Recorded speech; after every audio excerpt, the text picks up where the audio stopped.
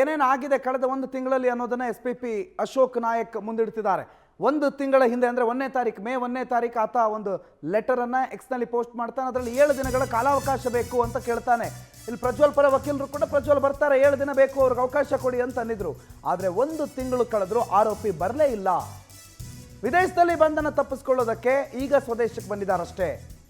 ಅಲ್ಲಿ ತಪ್ಪಿಸ್ಕೊಳ್ಳೋದಕ್ಕೆ ಅಲ್ಲಿ ಬಂಧನ ಆದರೆ ಬೇರೆ ರೀತಿಯಲ್ಲಿ ಆಗುತ್ತೆ ಅನ್ನುವ ಕಾರಣಕ್ಕೆ ಈಗ ಸ್ವದೇಶಕ್ಕೆ ಓಡ್ ಬಂದಿದ್ದಾರೆ.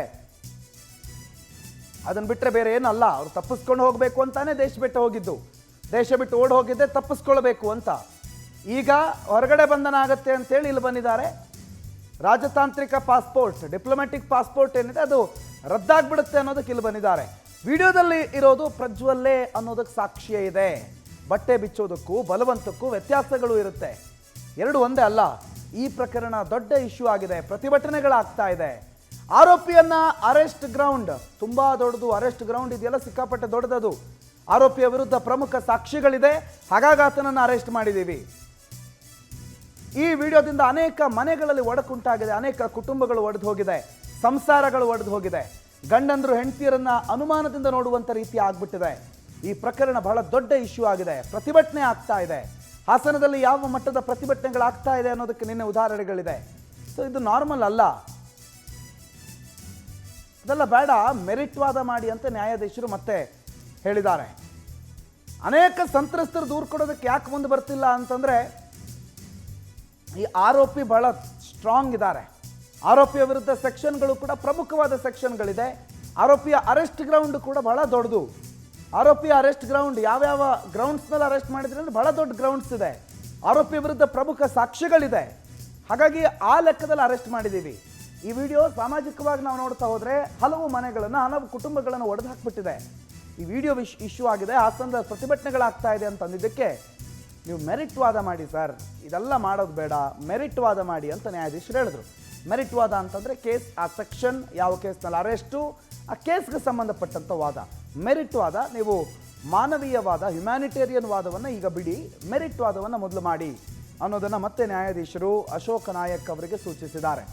ಆದರೆ ಪ್ರಮುಖ ಸೆಕ್ಷನ್ಗಳಿದೆ, ಹಾಗಾಗಿ ನಾವು ಅವರನ್ನು ಅರೆಸ್ಟ್ ಮಾಡಿದ್ದೀವಿ. ಅರೆಸ್ಟ್ ಗ್ರೌಂಡ್ ಭಾಳ ದೊಡ್ಡದಿದೆ. ಆ ಎಲ್ಲ ಗ್ರೌಂಡ್ಸ್ಗಳ ಆಧಾರದಲ್ಲಿ ಒಂದಿಷ್ಟು ಎವಿಡೆನ್ಸ್ಗಳನ್ನು ಇಟ್ಕೊಂಡೆ, ಆ ವಿಡಿಯೋದಲ್ಲಿರೋದು ಅವರೇ ಅನ್ನುವ ಸಾಕ್ಷಿಗಳನ್ನು ಇಟ್ಕೊಂಡೆ, ಅವ್ರ ಮೇಲೆ ಕೇಳಿಬಂದಿರುವ ಆರೋಪ, ಬುಕ್ ಆಗಿರುವಂಥ FIRಗಳು ಎಲ್ಲವನ್ನ ಕನ್ಸಿಡರ್ ಮಾಡಿಕೊಂಡೆ ಅವರನ್ನು ನಾವಿವತ್ತು ಅರೆಸ್ಟ್ ಮಾಡಿರೋದು ಅಂತ SPP, SIT ಪರ SPP ಅಶೋಕ್ ನಾಯಕ್ ವಾದವನ್ನು ಇಟ್ಟಿದ್ದಾರೆ. ಆದರೆ ಹಾಸನದ ನೈಜ ಸ್ಥಿತಿಯನ್ನು ಅವರು ಮುಂದಿಡೋ ಪ್ರಯತ್ನ ಮಾಡ್ತಿದ್ದಾರೆ. ಹಾಸನದಲ್ಲಿ ಮನೆಗಳು ಒಡೆದು ಹೋಗಿದೆ, ಕುಟುಂಬಗಳು ಒಡೆದು ಹೋಗಿದೆ, ಸಂಬಂಧಗಳು ಒಡೆದು ಹೋಗಿದೆ. ಅಲ್ಲಿ ಒಂದು ಹೆಣ್ಣು ಮಗು ಮನೆಯಲ್ಲಿದೆ ಅಂತಂದ್ರೆ ಆ ಹೆಣ್ಣು ಮಗುವನ್ನು ಅನುಮಾನದ ದೃಷ್ಟಿಯಿಂದ ನೋಡುವ 1000 ಕಣ್ಣುಗಳು ಸುತ್ತಮುತ್ತ ಆಗ್ಬಿಟ್ಟಿದೆ. ಅದನ್ನೆಲ್ಲವನ್ನು ಕೂಡ ಇವತ್ತು ಈ ಕೋರ್ಟ್ನಲ್ಲಿ ಉಲ್ಲೇಖ ಮಾಡಲಾಗಿದೆ. SPP ಅಶೋಕ್ ನಾಯಕ್ ಆ ವಾದವನ್ನು ಮಂಡಿಸ್ತಿದ್ದಾರೆ.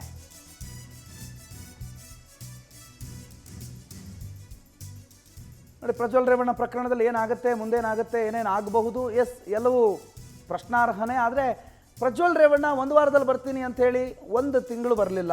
ಯಾಕೆ? ಈ ಪ್ರಕರಣ ಭಾಳ ದೊಡ್ಡದಾಗಿದೆ. ಓಡೋಗೋದಕ್ಕಂತಾನೆ ಅವರು ವಿದೇಶಕ್ಕೆ ಓಡ್ ಹೋಗಿದ್ದು, ತಪ್ಪಿಸ್ಕೋಬೇಕು, ಪರಾರಿ ಆಗಬೇಕು ಅಂತಲೇ ವಿದೇಶಕ್ಕೆ ಹೋಗಿದ್ದು, ಬೇರೆ ಯಾವ ಕಾರಣಗಳಿಂದ ಅಲ್ಲ. ಅದ್ರ ಜೊತೆಗೆ ಆತ ವಿದೇಶಕ್ಕೆ ಹೋಗಿ ಅಲ್ಲೇ ಉಳ್ಕೊಳ್ತಿದ್ದ, ಅಲ್ಲಿ ಅರೆಸ್ಟ್ ಆಗಿಬಿಡುತ್ತೆ, ರೆಡ್ ಕಾರ್ನರು ಮಗದೊಂದು ಆಗಿಬಿಡುತ್ತೆ ಅನ್ನೋ ಕಾರಣಕ್ಕೆ ಆತ ವಾಪಸ್ ಇಂಡಿಯಾಗೆ ಬಂದಿರೋದು. ಅಲ್ಲಿ ಅರೆಸ್ಟ್ ಆಗಿಬಿಟ್ರೆ ಮಾನ ಮರ್ಯಾದೆ ಬೇರೆ ರೀತಿಯಲ್ಲಿ ಹೋಗುತ್ತೆ ಅಂತ ಹೇಳಿ ಇಂಡಿಯಾಗೆ ಓಡಿ ಬಂದಿದ್ದಾನೆ ಅಷ್ಟೇ. ಅದನ್ನು ಬಿಟ್ಟರೆ ಆತ ಬೇರೆ ಯಾವುದೇ ಉದ್ದೇಶದಿಂದ ಕಾನೂನು ಪಾಲನೆ ಮಾಡಬೇಕು ಅಂತೆಲ್ಲ ಬಂದಿದ್ದಲ್ಲ. ಯಾಕಂದರೆ 7 ದಿನಗಳ ಅವಕಾಶ ಕೊಡಿ, ನಾನು ಬರ್ತೀನಿ ಅಂತ ಮೇ 1ನೇ ತಾರೀಕು ಹಾಕ್ಕೊಂಡಿದ್ನಲ್ವಾ, ಯಾಕೆ ಬಂದಿರಲಿಲ್ಲ ಅವತ್ತು ಅಂತಾನು ಪ್ರಶ್ನೆ ಮಾಡಿದ್ದಾರೆ. ಹಲವು ಸಲ ಇವರು ಫ್ಲೈಟ್ ಟಿಕೆಟನ್ನು ಕ್ಯಾನ್ಸಲ್ ಮಾಡಿದ್ದಾರೆ. ಅಲ್ಲಿನ ಹಾಸನದ ಹೆಣ್ಣುಮಕ್ಕಳ ಪರಿಸ್ಥಿತಿ ಬೇರೆ ಆಗಿದೆ. ಭಾಳ ದೊಡ್ಡ ಇಶ್ಯೂ ಇದು, ದೊಡ್ಡ ಪ್ರತಿಭಟನೆಗಳಾಗ್ತಾ ಇದೆ. ಇವರು ಕುಟುಂಬ ಬೇರೆ, ದೊಡ್ಡ ಕುಟುಂಬ, ಇವರು ಕಿಡ್ನ್ಯಾಪ್ ಮಾಡೋದು ಅದು ಇದು ಅನ್ನೋದು ಕೇಳಿಬರ್ತಿದೆ. ಹಾಗಾಗಿ ಸಂತ್ರಸ್ತಿಯರೇ ಮುಂದೆ ಬರ್ತಿಲ್ಲ ದೂರು ಕೊಡೋದಕ್ಕೆ.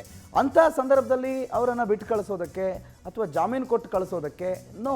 ಆ್ಯಂಡ್ ಪ್ರಕರಣದ ಬಗ್ಗೆ ಆರೋಪಿಗೆ ಮೊದಲೇ ಮಾಹಿತಿ ಇತ್ತು, ಹಿಂಗೆ ಆಗ್ತಾ ಇದೆ, ವಿಡಿಯೋ ಹೊರಗಡೆ ಬಂದಿದೆ, ಈಗ ಈ ರೀತಿಯಲ್ಲಿ ನನ್ನ ಮೇಲೆ ಕೇಸ್ ಆಗುತ್ತೆ ಅನ್ನೋದು ಎಲ್ಲವೂ ಕೂಡ ಗೊತ್ತಿತ್ತು.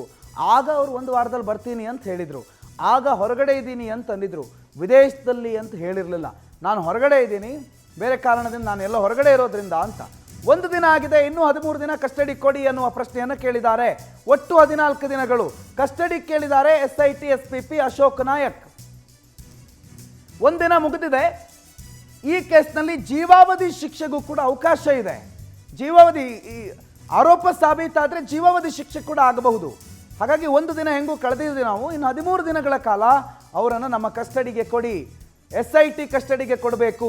ಸಂತ್ರಸ್ತೆ ಕೂಲಿ ಕೆಲಸದವರು, ಇವರು ಶ್ರೀಮಂತರು, ಇವರನ್ನು ಹೊರಗಡೆ ಬಿಟ್ಟರೆ, ಇವರನ್ನು ಬೇರೆ ಕಡೆ ಬಿಟ್ಟುಬಿಟ್ರೆ ಆ ಪ್ರಕರಣವನ್ನು ಸಂಪೂರ್ಣ ಮುಚ್ಚಾಕುವ ಎಲ್ಲ ಸಾಧ್ಯತೆಗಳಿದೆ.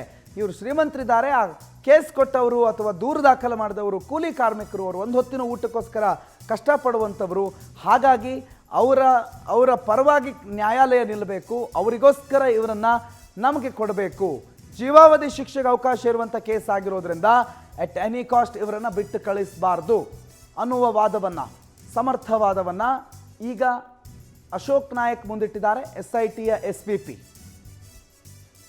ಸೊ ಟೋಟಲ್ 14 ದಿನಗಳ ಕಸ್ಟಡಿ, ನಾವಾಗಲೇ ಹೇಳ್ತಾ ಇದ್ವಿ 14 ದಿನಗಳ ಕಸ್ಟಡಿಗೆ ಪಡ್ಕೊಳ್ಳೋ ಸಾಧ್ಯತೆ ಇದೆ ಅಂಥೇಳಿ. ಟೋಟಲ್ 14 ದಿನ, ಆಲ್ರೆಡಿ ಒಂದು ದಿನ ಇವತ್ತು ಕಳೆದಿದ್ದೀವಿ. ಹಾಗಾಗಿ ಈ ಒಂದು ದಿನ ಬಿಟ್ಟು ಇನ್ನೂ 13 ದಿನ ಕೊಡಿ ಸಾಕು, 13 ದಿನಗಳು ಇನ್ನೂ ನಮಗೆ ಕಸ್ಟಡಿ ಕೊಡಿ ಅಂಥೇಳಿ ಅವಕಾಶವನ್ನು ಕೇಳಿದ್ದಾರೆ. ಕಸ್ಟಡಿಗೆ ಕೋರಿ ಮನವಿಯನ್ನು ಕೊಟ್ಟಿದ್ದಾರೆ. ಒಟ್ಟಾರೆ 14 ದಿನಗಳ ಕಸ್ಟಡಿ ಅಂತಂದರೆ, ಅಂದರೆ 13 ದಿನಗಳ ಕಸ್ಟಡಿ ಅಂತಂದರೆ ಟೋಟಲ್ 14 ದಿನಗಳ ಕಾಲ ವಿಚಾರಣೆ ಆಗುತ್ತೆ, 2 ವಾರಗಳ ಕಾಲ.